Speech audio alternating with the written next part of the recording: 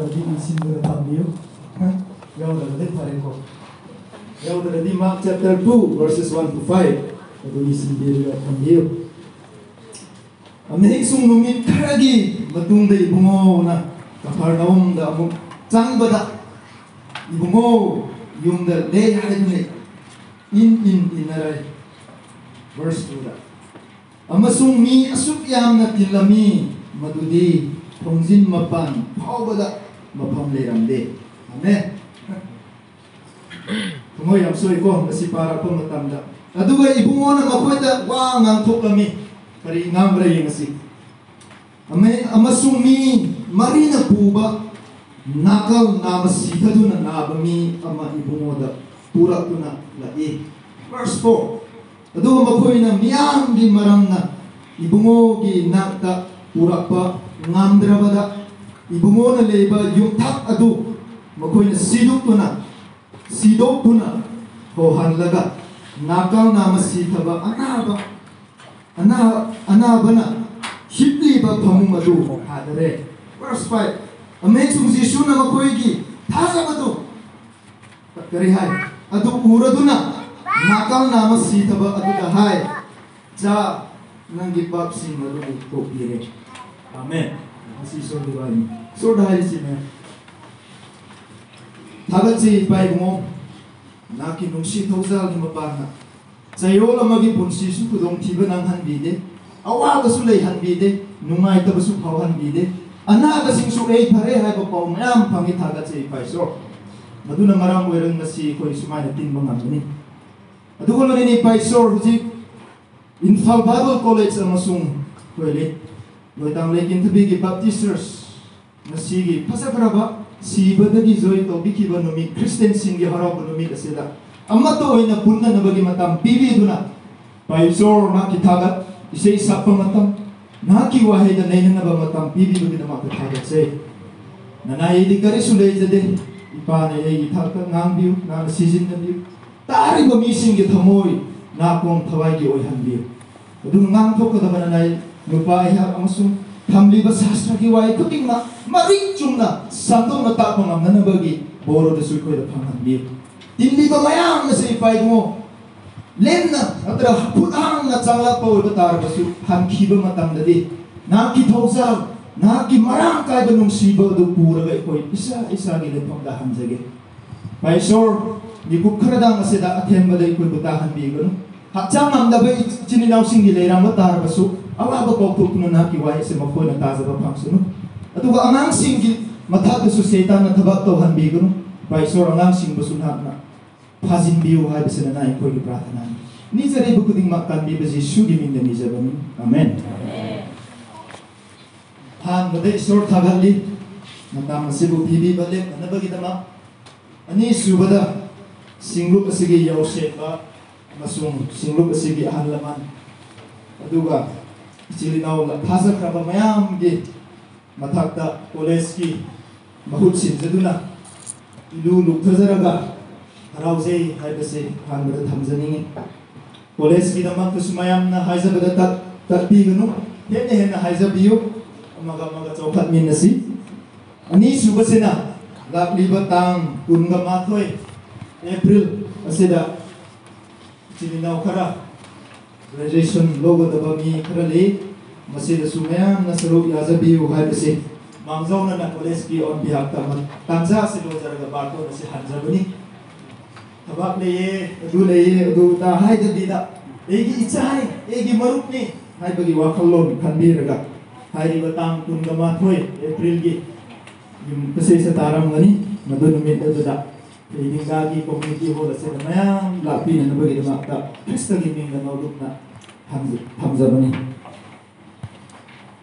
Masi Mark chapter 2 verses 1 to 5 kasi paba matamda hanjin paba misulay ramgani dugo toy na thangraba misulay ramgani adubo masi se isor na ekoy da kari ngangningra tra ekoy punsi da kari thongthang lohan mingbra hai bisigi matang da kharadang mayam ga sandok na takchaningi amasung leilajani madu masigi ma hairi base Sige sedadi atembi wana ma aina kobren du bosim pudi zone ma aina khangne ma gi mingje dumasi ingso kristagi kumza yangke dagina kumpo hariba chahi asige manungda ma hariba asengba wapau se ikibani habase ayamana thasane duga ibagi mafam asena rom matamudu dadi prithvi se kanagi sarkar kanagi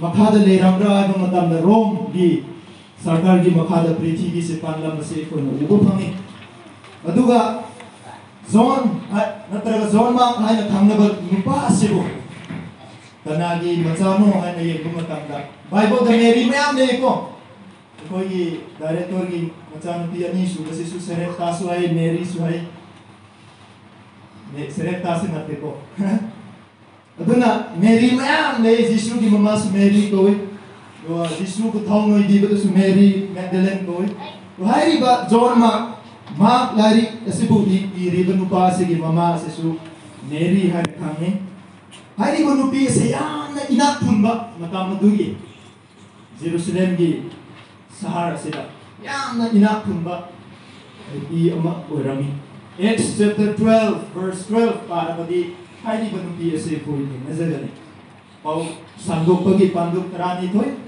pada rani thoi pa bu matam de ko bu phanga magi apo mapa sidi haidok de silent habidi tumina thami kana no habise sakal tre udugo mama sidi mary khangne udugo john ma habise koina khanga dabasina ma romans rome gi makada jerusalem mairiba lamdam asina ma se ko khi bani habise tumaine ko no ugo phangi ma sidi jisu krista gi sebo tarani thoi manungdu da chande toigo musung ma se John ma se Paul Apostle Paul na sorgi wapaw sando pachat ba matamda ahanba khomchat aduda ma se sarum yazarami adubu Peter Apostle Peter Yesu Krista gi sebo tarani toy manungda Peter Simon Peter ko ba hairi banupa asigi yamna close friend yamna naknaba duna tinnaba dugum na misa ko rami Peter na ma si habise ko no bopang na ma gospel marile Matthew ma Luke John ma ko na tungan na Jesus Krista se sakay ma hairi banupa se na Jesus Krista se karamay na sakta pagaya do matamda servant of God isori manay sandui Mark chapter 10 verse 45 palo matamda ma tayo ba matamda Jesus Krista na di missing seba lobo da panate missing seba dobla amen. This is Christian things to me seba tonging da ba yang bujo ko di medam se ni pizza pick-up ba yang hospitality yang heaven orang barat tadi ko isi kai bu su phau na sana hospitality ya di missing bu pizza pick-uping ba i thil phau se yang tam janai oi bani adugum dona Jesus Krista na ai base mi gi seba lobula ko na te mi gi seba to bula ko ni ai base ma na Jesus Krista gi sak ta base aduga ekoina itihas natraga Jesus Krista di taibang pan prithvi asin leiba matamda ma ki sebok singa the last supper aroi ba chaklen to bo makam asisu John ma ki yum oi ai base gari di base mo sa pundok pirami masai pastor na ite kari Thursday numita bangtok ko ni ay man hayram ko madugi chakle na do John ma ay banupa asi yumda Jesus Krista amasung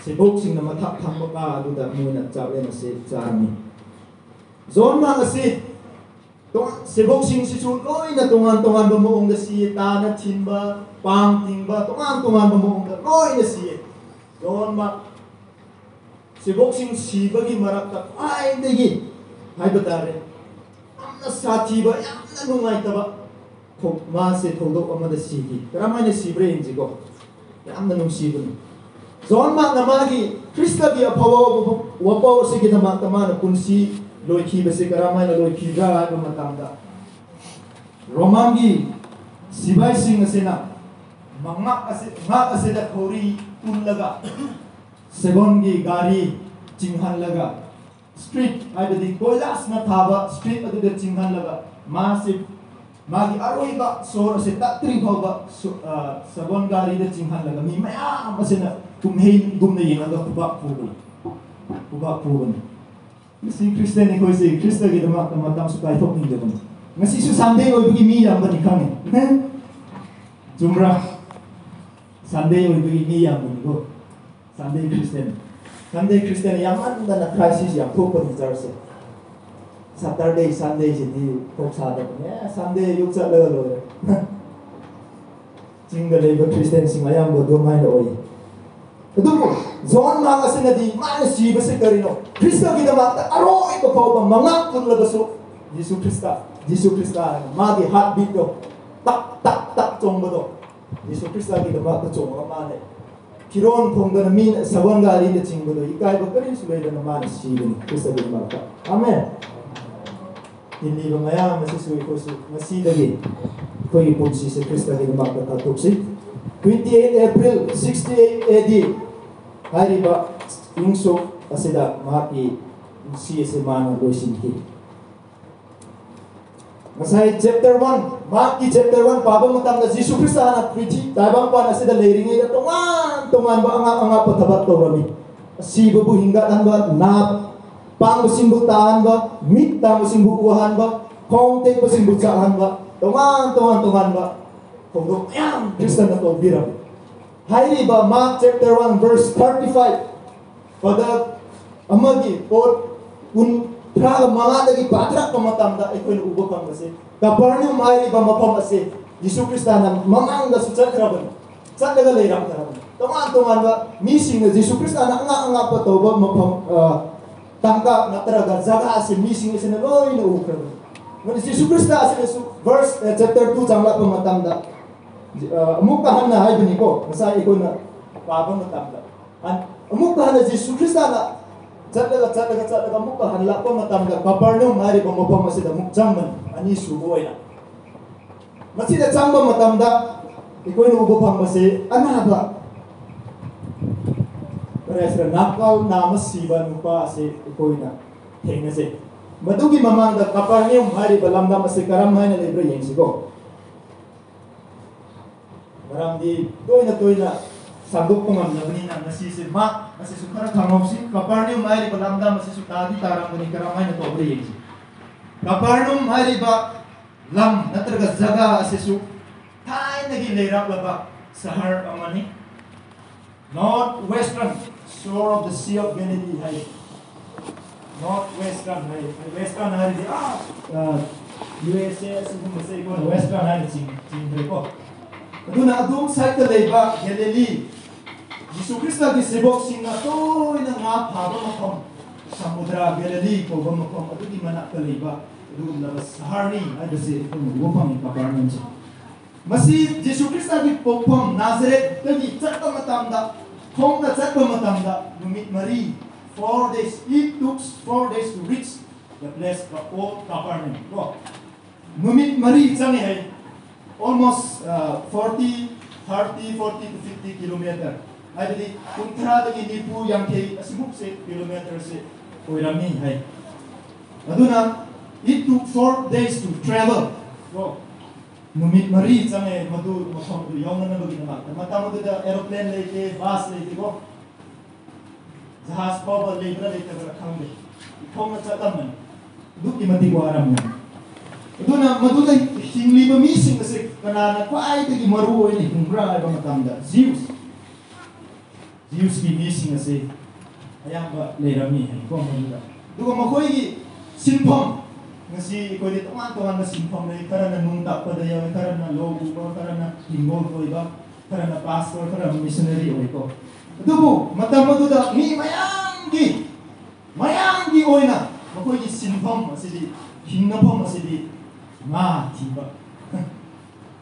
tiba tabak ulan ya mo warang nga pang di isa sing susaba pang roy mo pang na naga tiba ta niya ito kimati wa ba jang si chinna ito bo ziti Isorna matang chawkhat yan bila nei ko su chawkhat le thaina microphone le ram da bodo tikti loi na ta ba phangin ha microphone le ko su konjel job ni patana sambo pe ha nei mu su kai de ha phang aduna hari ba Capernaum ai de adumuk 4 days numit mari changna jagada ba mafam asida Jesus Christ ase mukhan hanma matanda mising Jesus Christ la pray ha tha na ubo matam bahwa si napong da yaw matam da makoy na karito krik na CM na pesa yan nangyari di ko suyaw na ha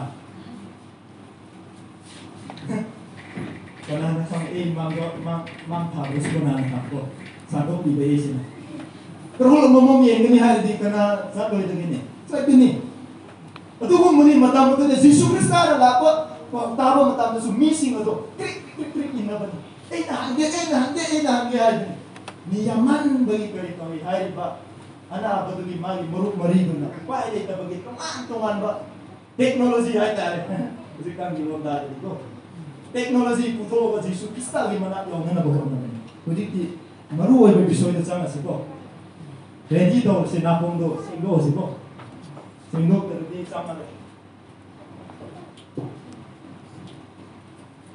maru ay bisoy do sama si masida ena thamningba maruoiba bisoy si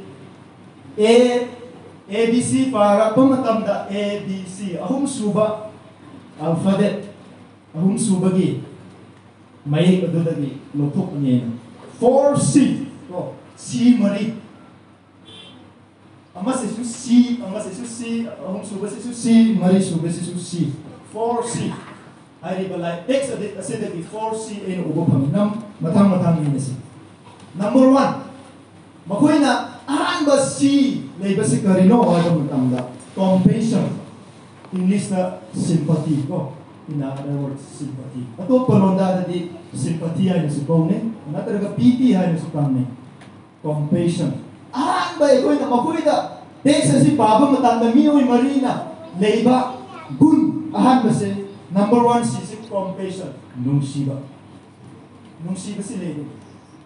Colossians chapter 3 verse 12 para masuko na matudasan ko matakagalay nungsiba yung matang makoy na karito bra yung sito the paralytic man and his 4 friends karito bra ay ba miyoy Maria sina they have compassion nungsiba do paway kari yun ang mga marup ang ima ipasing nila na kamang mani ima sinabo matangan na ko ilay bahib ka bali कोई director को madam बुकन अहीं चुप ना madam से कोई सागी ना मत तुम ना वाबी बने that means compassion love नुसी बदुले है हाउ कर बच्चे ही करे दा कोई सोमगी यार पोकलों दा ए थोक को थोक निको शेक को थोक कोई मुनी ने ऐसु पाए ले दो मेरा साथ तो मफम ना कोई मुंह पाए थे कना पाए नहीं को नत्रो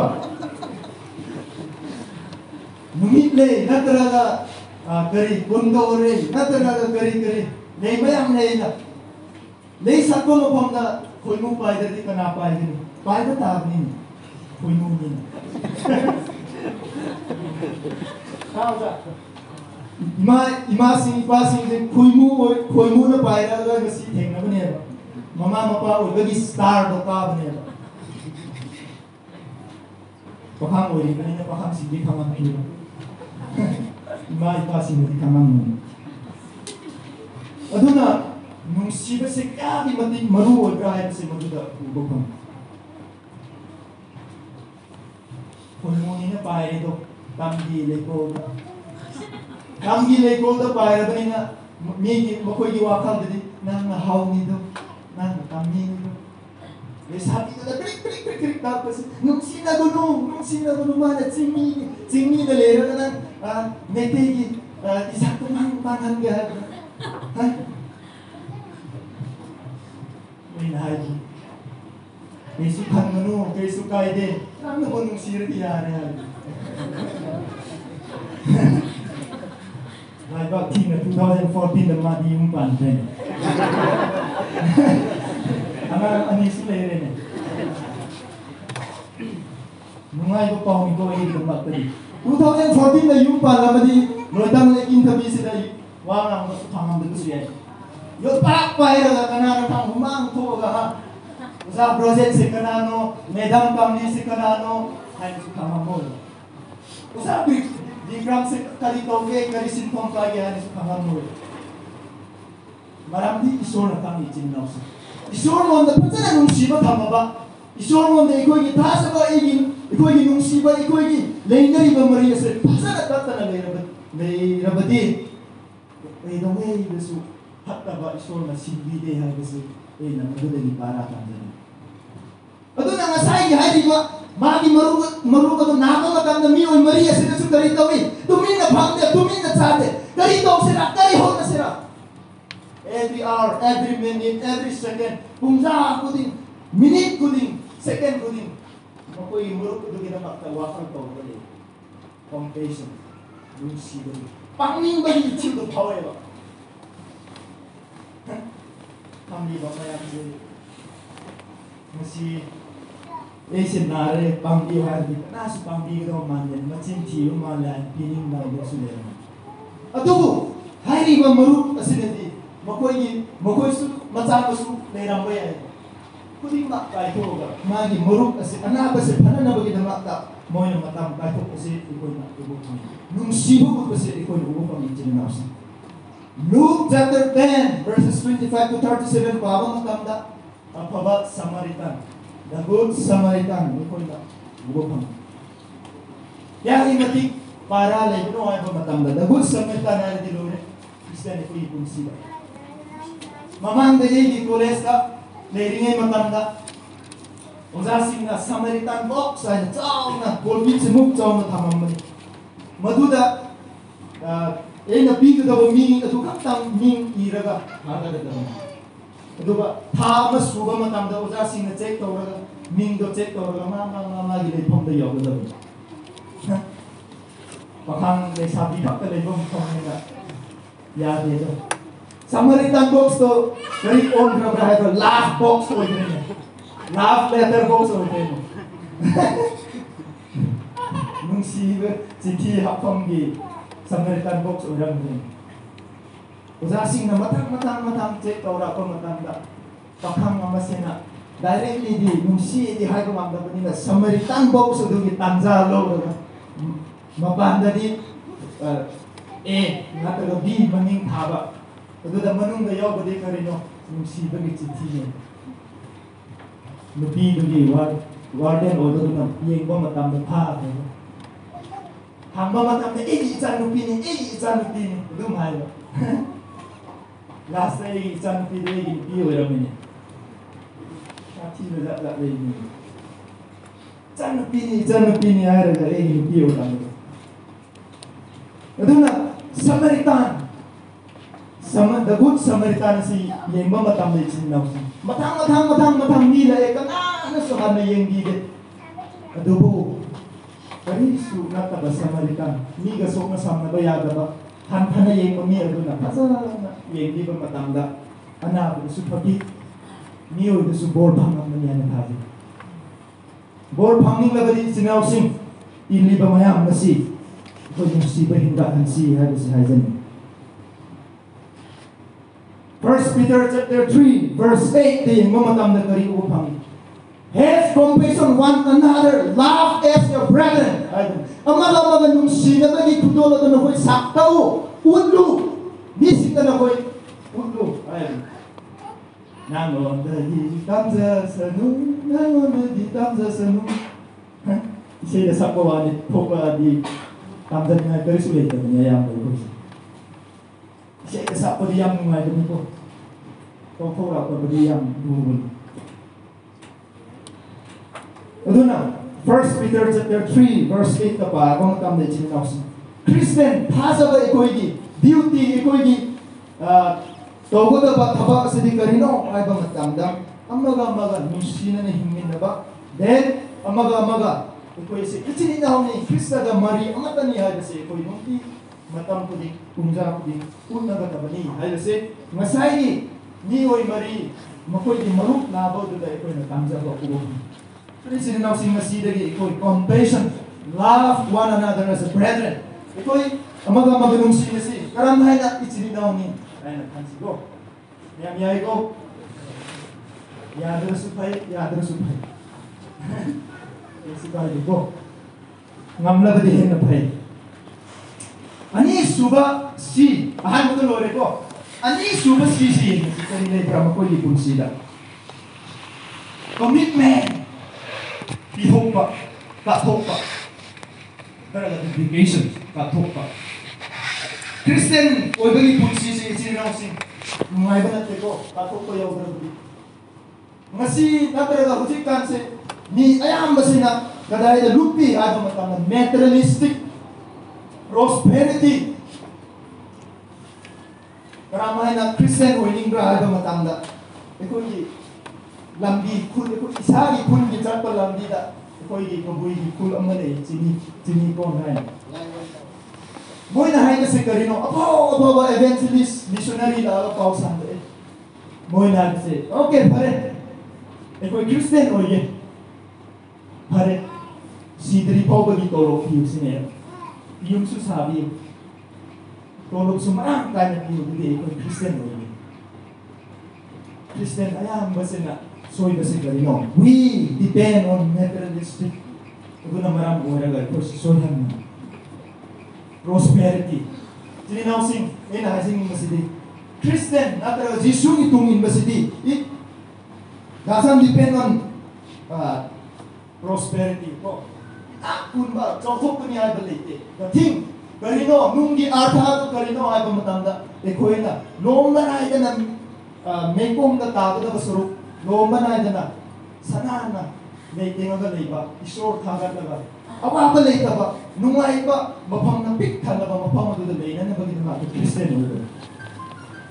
Inak pun gani atu to ni haradi no it's wrong. I'm very sorry. Tinawsin. Aduna commitment. Eko ise katok pa siya na marui. Masida Mark chapter 2 verses 1 to 5 bago matanda. Katok pa siya na marui tinawsin. Eko ipunsi, eko imatam, puting maksi katok pa siya na marui ay sa jani. Makoy hali ba miyoy mari asina su maruk lupa atu nado matanda. Number 1, nung siba du pawi. Number 2, commitment. Maki na maki eko ipunsi sa pitok na bayate. Kaitok na bayate. Ay basi makoy kami. Pitok na ba ni maki anak basi pararoy. Ay basi makoy kami. Ito na commitment. Nagsan tinos. Yesu Kristo gitungin basi su katok pa madakale. Ato ba isor di seba to ba missing na su katok pa galoy na to na di. Sorry. Koy lai ba tibo yun. Revelation da photo pibada baba ka tam 5 crowns mana mangale mana manga adu phangmi ba tara bagi ko se commitment isor ki thoban toba do tara basu Kristo ki tungin do tara basu we need commitment dedication ka to pa matok dai do tara di mana adu amen mana phangmi da ba kana lai gine mana phangmi ni oi na ma oi Madu pangman na ginamata iko'y ganito. Ay, we need commitment or dedication, sacrifice. Ito pa nakakali ay kasi masinagi ito nagkamsa ba ito man. They dedicate their life for the paralytic man. Makoy na nakang mga lupa sino ba ito ginamata makoy aray magkunsi po ba ito pa makoy na tawis sirsu kesu kaya mana po na ko paralisi iko'y sirsu yari ay kasi makoy iwakang dali. Kasi o ne bakara la di Yesu Kristo pa ko thadok ka daw yak ni e sumye mo na e di ho maramdi kari di na e ko se katok pa ay se arthal lay han patsa katok pa ay se yam Christian society tinimas kuna ngasi pasal ko ba numit mata masida ko ipunsi se katok pa amagaloy na Kristo di tumin se katok pa amagaloy na Kristo di se batong siya se tanzania Jesus dedicated his life for the sinners on the cross. Yesu Kristo na pahapi o iriba missing kita makta. Mali pun sino katok ni John chapter 19 verse 30 maduda bago matanda karihan. it is finished. Loire. Kanagi naman to simbra Jesus na. Not for him, for you and me. Magi naman to simbra natin. Nang edi papi o bagi punisi. Isor ga marita na rabado. Samdahan kami. Ba't ni Jesus Kristo na it is finished sabi sa John chapter 19 verse 30. Mas ni Christian sinse. Commitment like dapat kita makta. We could not reach the destination. Ikaw na commitment like dapat kita makta. Tauri ba sinfong. Kuting makto yung mga gano'n. Ha? My team. Lupa ama na. Exam na pastor defensing ko. Pastor na pa rin. Exam pa. Lairik pao hay yan. Praso na to. Exam pa. Lairik pa na exam thara di fail. Masana thara di. Natro? Lairik pa na exam thara di fail. Ulo tapon. Exam thara ko fail ho रहे हैं माने तो याद रहे ईश्वर नाम को मोए कागे ईश्वर नाम कुमलो नाम की फम द एक कार को फम करीगिनो exam fail तो दुगुद मारता अतुना तापदी he did not commit or dedicate his life to study मानी पुनसिया दो लाइरी बाबदी इचिल फाउ देबो काथोक को फाउ देबो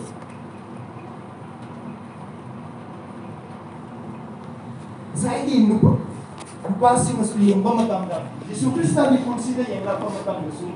Patopa commitment hai bese itu ni timnas. Masih ikut di consider su. Patopa hai bese later berarti. We did not reach the destination of what we deserve. Again, go.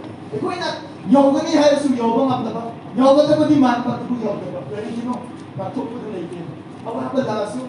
Kasi kamawa lagi. As yara da hamlaga da hindi ki pawro yam phasaba malay jang di hamganu ko dumay na hadna to jang di hamganu malay tumin na lay ko daw na mari sa pugam ni hadi do tumin na lay ayam mamatam de si tumin na lay bini at na siling mari sa pugam na tara na yan patsa na pagkain tara Aduna commitment na siyam na maruoy jinaw sing ko ibunsida. Krista ki seba to bodo ibatar basu. Aduga Krista ki lobuk ta suri ba missing mo ibatar basu. Hasa do na singlong ka leba ijinaw ibatar basu. Ima idel ibatar basu. Iko ibunsise. Gatuk pagalo na iko Krista ki si na bisi. Ayun. Ano sumo na ako. Ahong suba si ko. Ahong suba si yeng si. Mark chapter 2 verse 4 na mong tampasi ko. Aduga makoy na miyanggi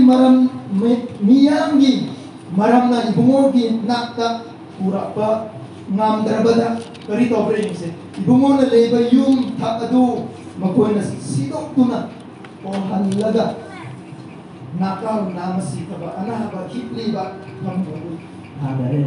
Amen. Makoy na karito bring se ko. Dito yaman krabalina. Ngasili ko ng punta daw. Anak pa, kita mo ni ay ba man. Ngasi mayam punli ba ko si bumna. Yesu Kristo na lapa matamda yumo do. Mi pik tanle do na. Anak do mi marina po ba ni na waram ganito. Ato ba zagaso yam na cindam ganito po yam na bagay maka. Maduna ka po na karitawi. Yung tama do sido ba. Karitawi hay. Yesus Kristus mana yaw na ba makoy na dorang bari. Maduda iko yung ubo pa kasi creativity ay iko yung lista. Creativity. Ay dati simdok simsin hiba. Present of mind. Sang-sang tayo kung present of mind mo iba. Simpo sulay ba? Present of mind. Leba sang-sang makoy da yung sine. Yesus Kristus anak penumpang Yesus Kristus di mana yaw na bagi damakta yung tak takubli ba singkaw ko igira rata sa ego igira kamre do Bible kinutungin yan hohan laga ay niko hohan laga Yesus di manakta hadeni amen masih dari ko no upang masih dari upang they set a line to bring the paralytic man near to Jesus. Makoy yung wakaw ka labas eh. Kari na Ibrahim ang matang. Karamay na kausin ko. Kung giburuk si Jisu gimana isu so na Yohan na kaya dari tausir ako hay no. Last time ako yang law sing putok pa si Karino. Matam de iko already pokam na kusu yai ha. Yaar ka sige serius na pura musu yai ba. Ay de musu. Mo ina tumin leite ne. Kari tobra hay ba matam na mo na to kasi creative thinking. Makoy na kan na si Karito sila upay to last ta Karito yung pa sa sido ga direct hagan si kiniya. Ngasi Christian e koy na pam si su bor si kuda to pam direct ta ko to pam ya. Natro. Direct ta ko to koy pam. Ito ko iso na koy na haja ba kuding ma se acha ba matam na pi su le ta na ichai su gi salon da pi su le ko. One ngai le koi so di no pending an don ai di ngap tang ai nang itu ai balik ke iso ni adubu ai ko tadi matam ai balik itu na ai ba miwan mari asin na kuri towi koi di manu mas sira ni sihan mai hade mari thawai si kan si mari tumsi si kan si ai na yung tharo do ho na Yesus Kristus lagi mana to yawan Christian society da na soy besi ya ang ngai ta bayam na shawing besi kari no meeting mo to do beta ba ni ne tri ma cha langsung orin ok sa cha se san sa cha han gane ti kalai de chawkat ti ni kawai kun si su chawkat lo cha ba gi khap tang kun bo beta ri chawkat lo Egi singgup, egi thawai di lambi se karamai na chokak na kaya se. We need creativity thinking.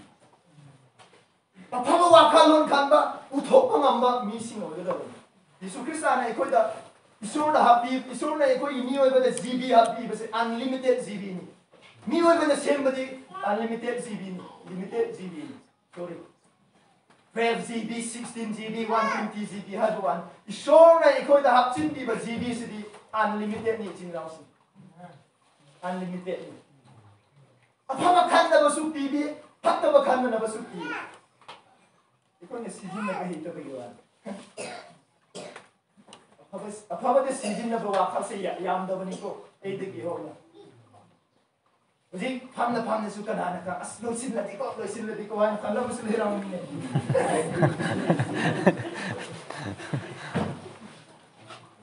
Losin na diko na diko dako. Le sabi ko ba matasa. Chiti o do ko yaman me tamo ko yaman le ko piro. Nung siye ko, nang si ni ko, migi o baya de ko kain ko. Ko yaman ba le sabi mo tamo ko yaman le ko si tata o. Adubo sinang ko na mi semani ko na mi si thai ko. Ado na creativity. Yam na simba nupi o baya angang o baya han o baya hanuba o baya. Iso na ko da apin di ba. GB kasi di unlimited loy banay da ba GB happy ni ko. Pabakan na ba pabakan na ba. Ado na hay ba mi oy Maria sina kari tawi. Magi muluk kana ba sibo phanan na ba gidamata. Kari ko khalkhan bra mo ko hade mata mo da computer internet gumba le sina te project ki gulgal da tada namba matam da loy na thok lai ko USA da sa da di moy ki thong pho ba kari ta sing di chamba ta sing di ka yo da di chamba ba sune Japan da di kari tawi Letrin toilet amang sangkong base, oy na computerized uye. Kari ginawa ay pamatamda, mo di yam lunan ng lady ba. Doon na kung ang mga pamapaw base, nungay na pamay, kut ka kong ka yogi ay netin data, suisa mata, na malakadadadadad, sambil. Kapag ito kung sisi. Makoy nagsisim na rin ba zibi ito? Isurum na sisin na rabu di kiyam chaukat kani. Prithvi di chaukat na ba? Chaukat na ba? Gidamat di sisin na isur gidamat di sisin na ba na maram ko ira da. Japan na se sera ayam ba matang da kan. ꯍꯧꯈꯤꯕ ꯆꯍꯤꯗꯁꯨ tsunami ꯃꯌꯥꯝ ꯊꯣꯛꯏ why there is some reason manungda reason ama lei karigino Christian yaning de moya aduna mising na khalle o Japan se Christian yaning amadi isona or hater gera na de na ero de gera na amara comment ni pare ngasi Christian ꯑꯩꯈꯣꯏꯒꯤ ꯁꯣꯁꯥꯏꯇꯤꯗꯁꯨ ꯍꯅꯨꯕꯤ ꯂꯩꯇꯦ ꯍꯅꯨꯕ ꯂꯩꯇꯦ ꯑꯉꯥꯡ ꯂꯩꯇꯦ ꯅꯍꯥ ꯂꯩꯇꯦ ꯆꯥꯎꯈꯠꯀꯦ ꯁꯤꯡꯂꯨꯞ ꯆꯥꯎꯈꯠꯍꯟꯒꯦ ꯍꯥꯏꯕ ꯇꯥꯔꯒꯗꯤ creativity thinking ꯑꯐꯕ ꯋꯥꯈꯜꯂꯣꯟ ꯄꯨꯊꯣꯛꯄ ꯉꯝꯕ ꯃꯤꯁꯤꯡ ꯑꯩꯈꯣꯏ they share their ability to and bring the paralytic man close to Jesus among the crowd right ꯃꯈꯣꯏꯅ ꯇꯧꯕꯁꯤ ꯀꯔꯤ ꯇꯧꯕ꯭ꯔꯥ ꯃꯤꯑꯣꯏ ꯃꯔꯤ ꯑꯗꯨꯅ ꯀꯔꯤ ꯇꯧꯏ ꯌꯦꯡꯁꯤ ꯃꯈꯣꯏꯒꯤ ability ꯍꯩꯁꯤꯡꯕꯗꯨ ꯃꯗꯨ ꯄꯨꯊꯣꯛꯑꯒ ꯃꯈꯣꯏꯅ ꯍꯩꯁꯤꯡꯕ ꯃꯌꯥꯝ ꯑꯁꯤ ꯃꯈꯣꯏꯗ ꯂꯩꯔꯤꯕꯗꯨ ꯈꯣꯝꯖꯤꯟꯕ ꯃꯇꯝꯗ ꯂꯣꯏꯅ ꯁꯨꯞꯆꯤꯜꯂꯒ ꯑꯃꯠꯇ ꯑꯣꯏꯅ ꯄꯨꯟꯕ ꯃꯇꯝꯗ ꯑꯅꯥꯕꯗꯣ ꯌꯨꯝꯊꯛꯇꯒꯤ ꯊꯧꯔꯤ ꯇꯧꯔꯒ ꯊꯥꯗꯦ ꯍꯥꯏꯕꯅꯤꯀꯣ ꯀꯌꯥꯗ ꯅꯨꯡꯉꯥꯏꯕ ꯄꯥꯎꯅꯣ ꯉꯁꯤ ꯃꯤꯑꯣꯏꯕ ꯃꯌꯥꯝꯅ ꯅꯥꯕ ꯃꯇꯝꯗ ꯏꯁꯣꯔꯗ ꯍꯟꯅ ꯍꯥꯏꯖꯕꯁꯦ ꯏꯍꯥꯟ ꯍꯥꯟꯅ sometimes ayamba matamda isona polbeko khudimmakse isona hanbeko aduna ngasai gi mion mari aduna su khambase karino ekhoina jisu anabase ekhoigi upai leite nabase matamadu hospital le ramdu su yaina Rims hospital Jennings hospital hai bugumna le ramdu matam su ramdu aduna makoina tobase creative thinking makoigi wakhalonda afabado putoga anabado phanana bagida makta kanna hotnabase ikona buham racing nausing hasedunu lebe ikoi punsi asu kari tawu mo ta da emana tawsu pastor na tawram sunu dikhen na tawram sunu hadi ade we are living organism ahing ma jiba makhal amani aduna we are sa something di kari हाइबरी अमोट अकाई कैसु खंगे पंचा चाबनी मी ओदे खोदि असेंग बचाबनी ना अफबा दुख खलगा चाबनी अफबा खत्ता खलगा चाब मी ओय अदुना करिगिना मत फटब खंगनी हादो सी चिन्नाउ पास्टर न तोसुनु दिकेन न तोसुनु आइबा वाखा तो सिंग मसीदि एना हाइनिंग यूनाइट अमत ओसिया दिसे Hamadani samnaraga sumini se doi batarabdi singluk su chawhat kani thawai ni lambi isa gi thawai ni punsi su chawhat kani arsi antari aroiba mari suba si se karino eng se ko aroiba ngara ta ba ni suwa number 4 mari suba si se karino eng se ko cooperation ei ko english study or teamwork cooperation or teamwork. They join their hands together and work hard for what? For the sick man. Makoina tobe se karino kutsam naraga karitori kutsam naraga makoi tuna kutsam naraga anna padu ginamata wakat kabakan hotnei nomi hai anabadu pura aga ikoi wala thadaraga tum thamase yenginga yengsunu hai de moidi hospital sa to matamda anabadu kari tobra doctor ticket ka laba mutunda process to matam tobni natro hospital anabadu adugum na ngasai gi mi mari asina suma makoi gi maru anabasi gi namat kari tawi cooperation teamwork oina tawine aduna tapni mi wo se teamwork dakar oi hai ulak sumina basi dakar oi hai basi se de teamwork makoina khut sam naraga anabadu gi namat kari tawi ai ba matamda koina ubo pham se kari no they join their hands ai bani makoi khut amaga sam naraga kari tawi anabadu gi namat makoina kan Bukni Tune sini nausing ngasi family ba ikoi gi punsi dasu ikoi amaga khut sam naraga ikoi hingmin na ba sumin na ba changmin na ba ikoi gura then matama du khakta da ni sing na ikoi da uguda ba se Yesu Krista gi sakta ma do hadu da ikoi da uguda ba Matang day ko ni yung matang da. They are reunited, sabi ko, and have love for the sick man. Makoy unite, ang matauwi wakalo. Bahay na nga hayo yaro da hayo ba? Makoy unite ko hayo. No masih miom. Nede ugi kabui. Saat ko sa pun laga. Si sa Sapa matam sila. Koy tamgi ichiminaw sila. Ya pa sa isa ni ko unang ni kanala pani. Unang ni kanala pani. Unahan betare do. Ay isi mo isi. Sa ato si tanaro do pang. Paman na hay kasi. Han sakit. Ay na. Koy tamgi pare. Tamgi lon ni ichiminaw tam na han sakro ay. Sapa matanda. Unani kan na. Paano tam na isirong na sakra pa.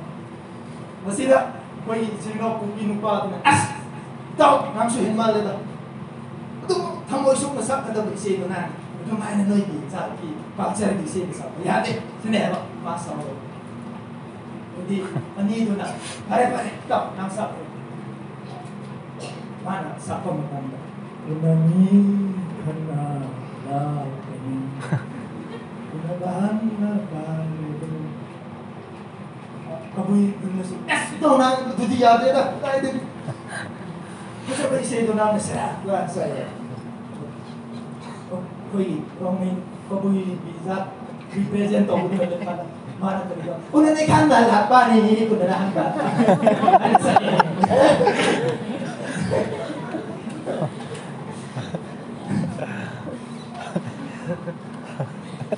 Itu tetap unite kung di hay betul tayo ni ha. Tinna di hay betul tetap ko niya. Ito na mas ikaw na Bible na hay kasi di cooperation, teamwork, unite ko yo, kutsam no, sumin no, jamin no, ikaw di jamin na ba sumambi.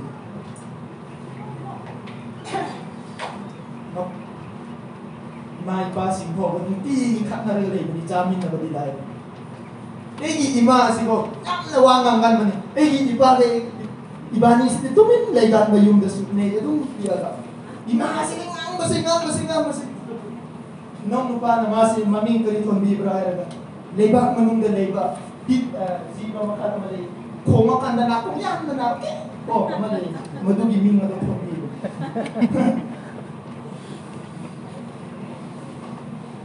Yung marang-marang tayo na.